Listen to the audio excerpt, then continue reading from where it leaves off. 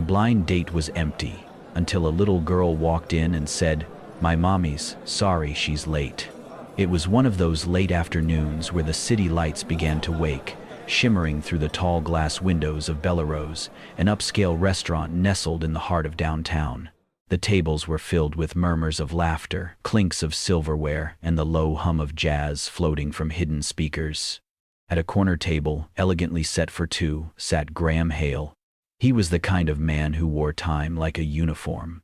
Crisp, white shirt, tailored gray tie, cuffs aligned perfectly above his wristwatch, a timepiece that cost more than most people's monthly rent. But it was not about the money. It was about precision, control, discipline.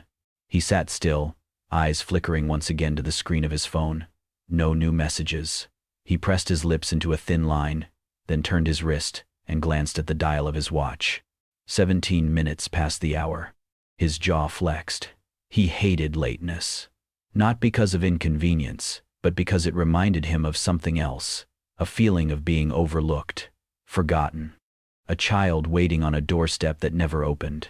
He pushed his chair back, the legs sliding smoothly against the marble floor.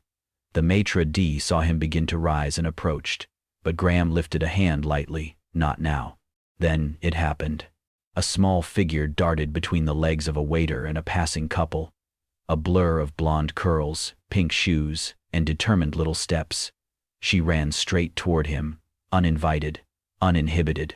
She clutched at his pant leg with tiny fingers and looked up, cheeks flushed from the run, blue eyes wide with urgency. "My mommy's sorry she's late," the little girl said, slightly breathless, as if this apology had been rehearsed and meant the world to deliver. Graham froze.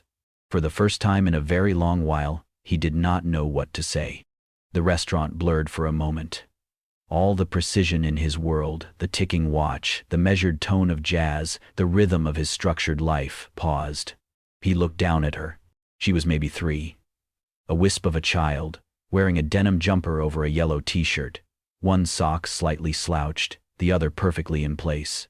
A tiny silver barrette held a strand of hair to the side, but the rest was a tousled halo. And those eyes. Honest. Expectant.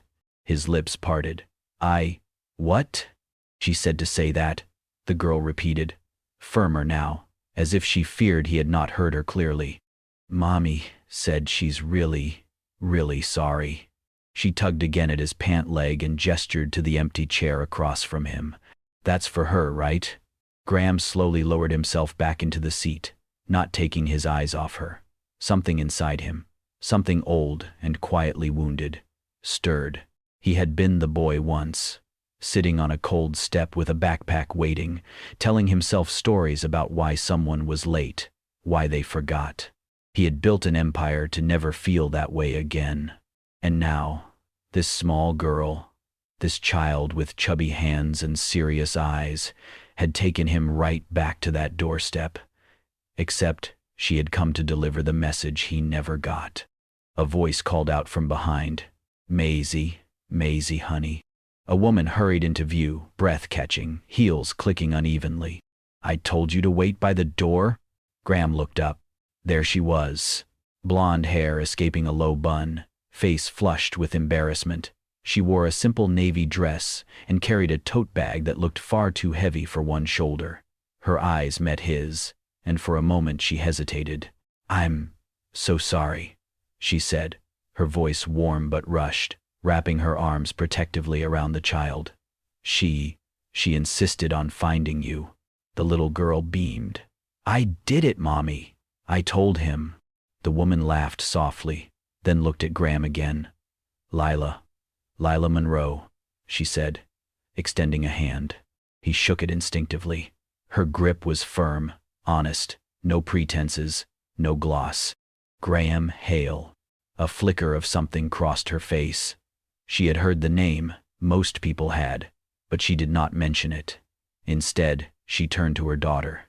"Maisie, can you say sorry for running off?" Maisie nodded dutifully. "Sorry, Mr. Graham." Graham blinked. "It's okay," he said, almost too quietly. The maitre d' arrived, unsure whether to intervene or serve. Graham lifted a hand slightly. They were staying. As the two sat down, Graham noticed the way Lila smoothed Maisie's hair before placing her gently on a booster seat. Every movement was calm, full of care. She adjusted her own chair with a quiet apology and exhaled deeply, just once. For the first time in a long time, Graham Hale didn't mind the time, and he certainly wasn't thinking of leaving anymore. Lila Monroe sat across from him, still catching her breath, strands of golden hair slipping from the loose bun at the nape of her neck. The sleeves of her dress were slightly creased, and her cheeks still held a faint flush from rushing. "I'm sorry," she said again, this time softer, looking directly into Graham's eyes. "There was a man who collapsed near the subway. I had to help." Her voice held no performance, no dramatics, just the simple weight of a truth she did not seem to think needed defending. Graham stared at her, the usual script in his mind failing to cue. He had expected excuses. He had expected something about traffic, a forgotten item, a call from work. He had not expected this. She reached down to adjust Maisie's sandal, her hand lingering for a second on her daughter's ankle, then straightened up. Her dress was plain, navy blue with a faded hem. No jewelry, not even a watch. But there was something in the way she carried herself. Steady, present. Graham tilted his head slightly, regarding her. "Most people don't stop." Lila shrugged lightly. "Most people assume someone else will." There it was again, that quiet conviction. He didn't know what surprised him more. The fact that she had stopped for a stranger, or the way she spoke about it, like it was the most normal thing in the world. "It took longer than I thought," she added. "The ambulance was late, and, well, Maisie insisted we still come." "I'm glad you did," Graham said, almost before realizing he had said it. Maisie giggled and waved at a passing waiter. "Mommy makes boo-boos feel better." Lila smiled at her daughter, then turned her attention back to Graham. "I hope you weren't waiting too long." He hesitated. 17 minutes. Her smile faltered for a split second. "That's pretty long." Graham nodded, but then surprised even himself by adding, "It's fine." Something about the sincerity in her apology, not defensive, not overdone, softened the tension he always held around lateness. In his world, every second was $1. Every delay was a crack in the system. But this woman had chosen a stranger's life over punctuality. That unsettled something deep in him. He glanced toward the door, where the maitre d' had initially hovered earlier, now out of sight. He could have walked away. By all logic, he should have. But logic wasn't running the show anymore. Not tonight. "You said he collapsed?" Graham asked. Lila nodded. "I didn't know what happened. He just crumpled." People kept walking around him. Some stared, but no one stopped. "So you did." "I didn't think twice," she said simply. "Maisie held my bag while I stayed with him until someone called 911. Graham studied her.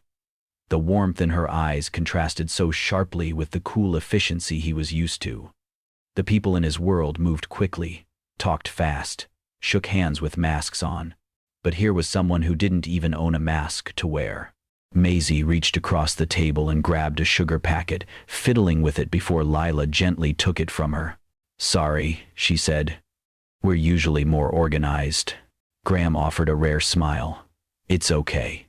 He noticed the way Lila's shoulders relaxed slightly, like she had expected this dinner to be a trial, and perhaps it still would be. But for now, the tone had shifted. "Thank you for still coming," he added, his voice lower. Lila looked at him, curious. "Did you think I wouldn't?" "I thought you might decide it wasn't worth it." She considered that. "If I didn't think it was worth it, I wouldn't have come at all." Graham leaned back slightly, something unfamiliar stirring in his chest.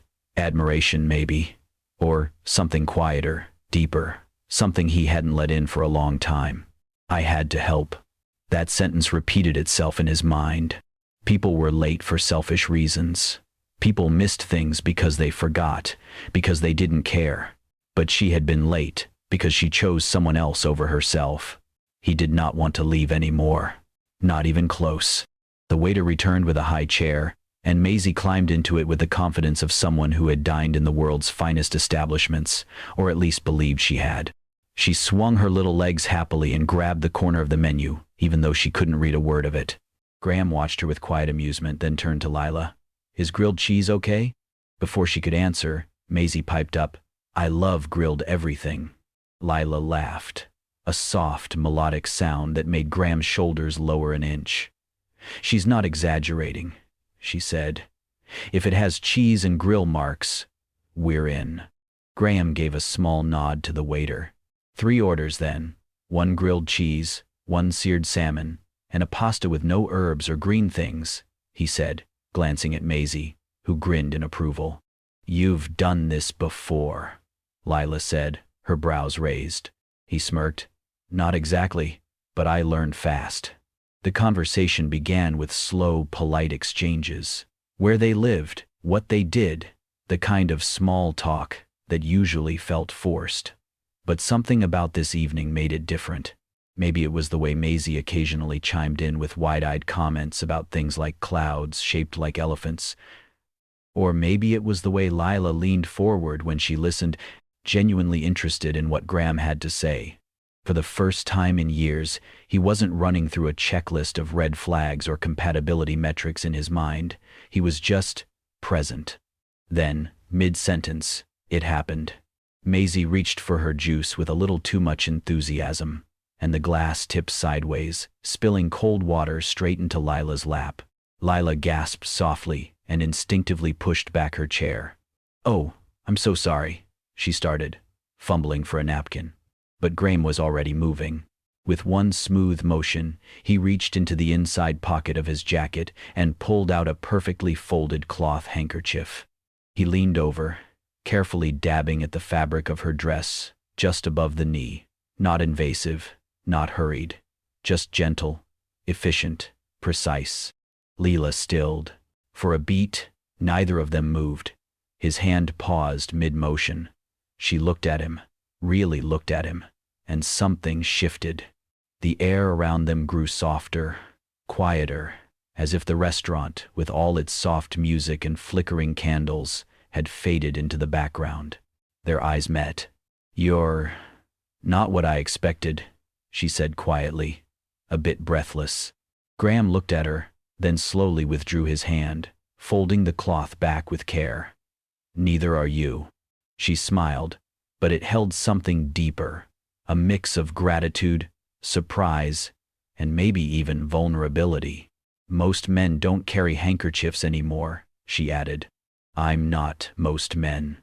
"That much," she said, glancing down at the now damp hem of her dress, "is very clear." Maisie, oblivious to the emotional current passing between them, resumed happily munching on a breadstick. Lila turned to her daughter, brushing a crumb off her chin. Then, more softly, to Graham, "Thank you. That was unexpectedly kind." "It wasn't anything," he said, though it clearly had been.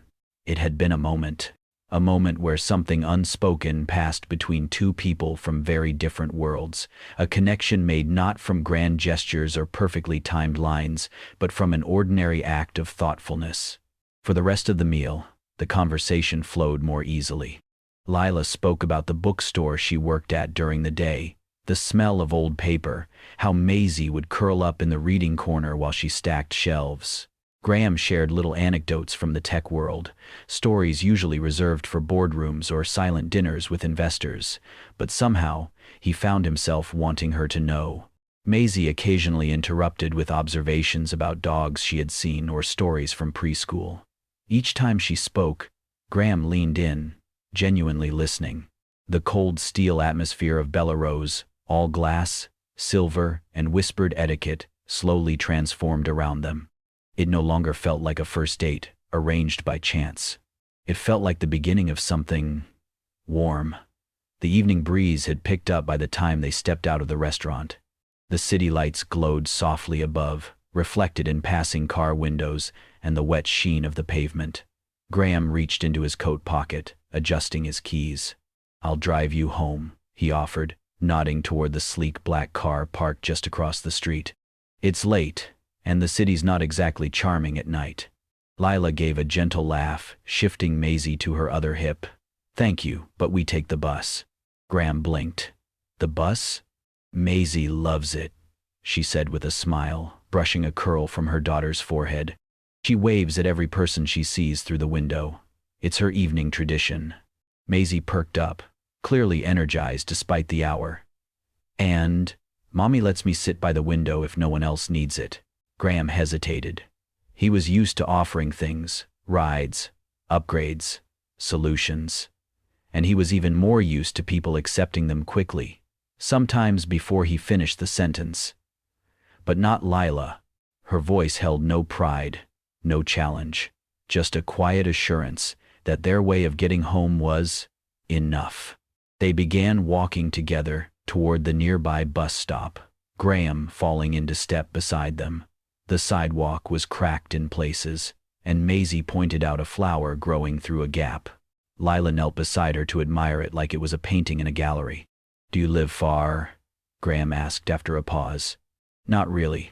15 minutes by bus. We rent a small place near the library.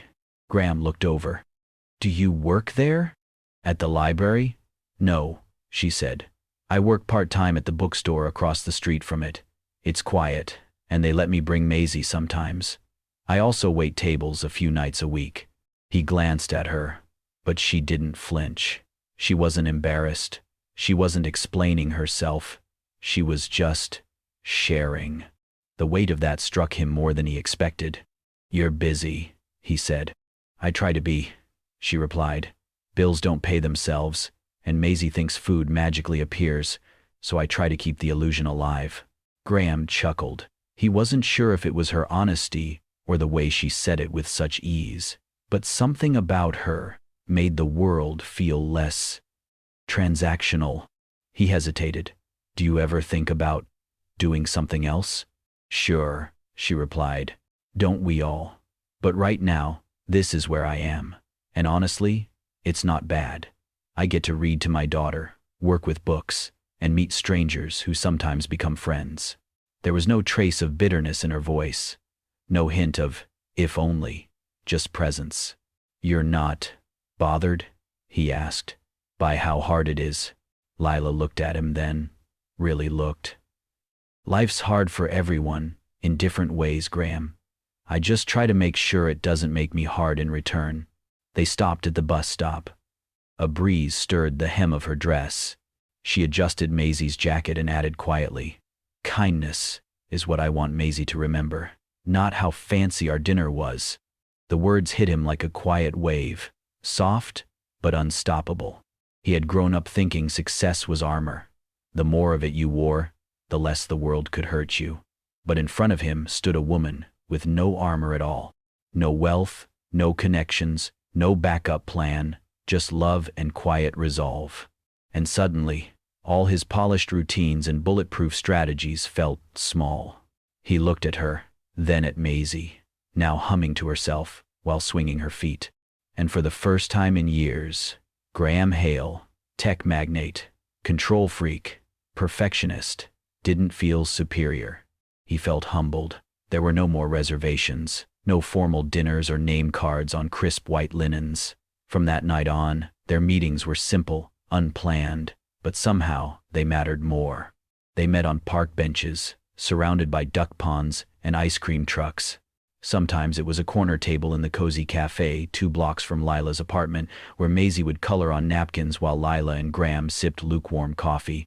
Other times, it was the quiet back aisle of the used bookstore where Lila worked, the one that always smelled like old pages and cinnamon tea. There were no scripts to follow, no performances, just conversations and silences that didn't need to be filled. One Saturday morning, Graham showed up at the bookstore with a paper bag under his arm. For Maisie, he said, offering it to Lila. She opened it carefully, eyes widening as she pulled out a collection of classic fairy tales, hardcovers, illustrated, some with gilded edges, not new, but well-loved, carefully chosen. She's been asking about Cinderella, he said, and I thought maybe Snow White could balance it out. Lila smiled and blinked fast. That's incredibly kind. She mentioned she likes dragons, he added, almost shyly. There's one in here somewhere. Maisie squealed when she saw the books. Are they mine? Forever? Yes, Graham replied. But you have to promise to share them with your mommy. I will, she said solemnly, hugging the stack to her chest. Later that afternoon, they sat together in the park. Graham had never read out loud to anyone before, but there he was, cross-legged on the grass, holding an open book while Maisie leaned against his side, her fingers tracing the pictures. He stumbled over a voice for the fairy godmother, and Maisie burst into laughter. You sound like a robot? I am a robot, he deadpanned. Fairy protocol activated. Lila watched from a short distance, sipping tea from a paper cup, her smile soft and steady. As the sun began to lower, Graham helped Maisie into her shoes. She'd kicked them off during a pretend tea party with imaginary woodland animals. He didn't say anything as he found them under a tree, dusted them off, and placed them back by her feet. Left to the left, right to the right, neatly aligned. Lila saw the gesture. She said nothing then, but her chest ached in the best way. Later that week, she asked him, "Why do you do all this?" Graham shrugged. "You're the only people I look forward to seeing." That evening, as Lila put Maisie to bed, she found herself whispering, "We're not just visitors in his world, are we?" Maisie mumbled, half asleep, "He's our forever friend." And somehow, that felt truer than anything. They stopped calling it dating. It didn't need a label. It was lunch on curbs, silly faces during errands, shared laughter over burnt toast, and quiet moments where Graham looked at them like he'd finally come home. One rainy morning, a small group gathered at the local library for a community reading event. Lila and Maisie arrived early, and the librarian greeted them with a warm smile. "There's something you should see," she said, gesturing toward a new plaque above the children's corner. Lila stepped closer. The gold letters were etched simply, but they held so much. "Donated with gratitude. By a friend. For the woman who makes time for strangers, and the girl who makes me smile. L&M, reading nook." Her hand flew to her mouth. Maisie tugged at her coat. "Mommy? That's us." Lila blinked back tears. "Yes, baby. That's us." She turned and caught sight of Graham standing at the far end of the library, watching them with a soft, almost bashful expression. He said nothing. He didn't need to. The gesture was louder than any declaration. He wasn't just showing up anymore. He was staying. It happened on a Wednesday morning. The sun hadn't even cleared the rooftops when Lila's phone buzzed with 3 unread messages. Then 5. Then 12. Her hands trembled as she opened the first link. There it was, bold, unmissable, plastered across a gossip site's homepage. Tech giant, dating waitress with kid, secret romance or charity case. The photos were grainy but unmistakable. Graham crouching beside Maisie at the bookstore, Lila laughing as they crossed the street, her hand lightly on his arm. A private moment turned public without permission. She felt her stomach drop. Scrolling further, she read the speculative captions. Some praised Graham's humanitarian heart. Others accused him of using the flunders. Her hand flew to her mouth. Maisie tugged at her coat. "Mommy? That's us." Lila blinked back tears. "Yes, baby. That's us." She turned and caught sight of Graham standing at the far end of the library, watching them with a soft, almost bashful expression. He said nothing. He didn't need to. The gesture was louder than any declaration. He wasn't just showing up anymore. He was staying. It happened on a Wednesday morning. The sun hadn't even cleared the rooftops when Lila's phone buzzed with 3 unread messages. Then 5. Then 12. Her hands trembled as she opened the first link. There it was, bold, unmissable, plastered across a gossip site's homepage. Tech giant, dating waitress with kid, secret romance or charity case. The photos were grainy but unmistakable. Graham crouching beside Maisie at the bookstore, Lila laughing as they crossed the street, her hand lightly on his arm. A private moment turned public without permission. She felt her stomach drop. Scrolling further, she read the speculative captions. Some praised Graham's humanitarian heart. Others accused him of using the flunders. "That's not how I see you," he said, stepping forward. "I'm not a story you rescue," she snapped, tears rising. "I'm someone trying her best." Silence. Graham looked at her, then at the small pink raincoat hanging on the hook near the door. He exhaled slowly. "I didn't want this either," he said, "not like this." Lila wiped her cheek. "Then maybe you should go." From the hallway, Maisie's voice called out softly, "Mommy, is he not coming anymore?" The question cracked something in Lila's chest. Graham turned toward the sound, but stopped himself. He looked at Lila one last time, her guarded stance, her trembling hands, her heart pressed between survival and pride. He nodded once, then walked away. No speeches, no promises, just the soft click of the door closing behind him. 3 days passed. Lila didn't text. Graham didn't call. The world spun on, fast and loud, but inside Lila's small apartment, everything was quiet. Too quiet. Maisie had stopped asking where Graham was after the second night, though Lila could see it in her eyes, the wondering, the waiting. On the third evening, just as dusk crept through the blinds, there was a knock at the door. Lila froze in place. For a moment, she didn't move. Then she stood, heart pounding, and walked slowly toward it. When she opened the door, there he was. Graham Hale, without his usual armor. No sleek car behind him, no tailored suit. Just jeans, a worn sweatshirt, and messy hair that looked like he hadn't slept much. In each of his arms was a grocery bag, plastic, crinkled, and filled with dollar store snacks. He lifted one slightly. Ramen noodles, chicken-flavored, the spicy kind you like. He lifted the other. Popcorn, microwavable, and a chocolate bar that says it might be real cocoa but probably isn't. Lila blinked, speechless. Graham took a breath and looked her in the eye. "I'm not here as a CEO. I'm not here with statements or damage control or solutions." His voice was quieter now, steady but raw. "I'm just a man who'd rather sit on your couch than at any boardroom table." From behind Lila, a small voice called out, "Mr. Graham?" Maisie appeared in the doorway, pajama-clad and barefoot. She held something small and folded in her hand. She walked up and offered it to him. "This is yours," she said. "Mommy washed it." Graham looked down and unfolded the cloth. It was the handkerchief, his handkerchief. The same one he had used that night in the restaurant. Carefully folded now. Soft and clean. His throat tightened. "Thank you," he whispered, bending down to meet her eyes. Maisie looked up at him, serious. "Can you stay this time?" Lila turned away, covering her face with one hand. She didn't want to cry. Not again. Not in front of Maisie. But the tears came anyway. Graham stood and stepped forward, slowly, gently, not trying to fix it, not trying to explain. He just stood with her.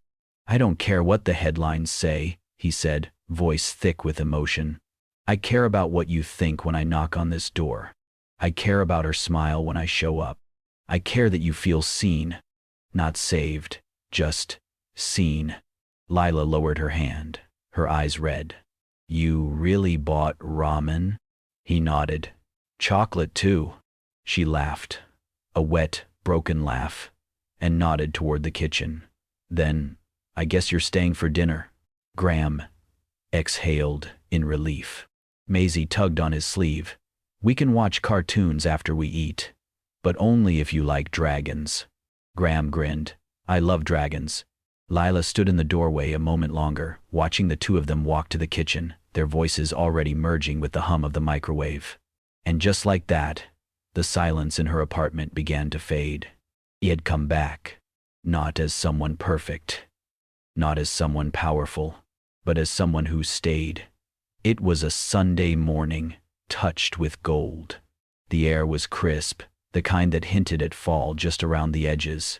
Leaves whispered in the breeze as they fluttered down to the sidewalk.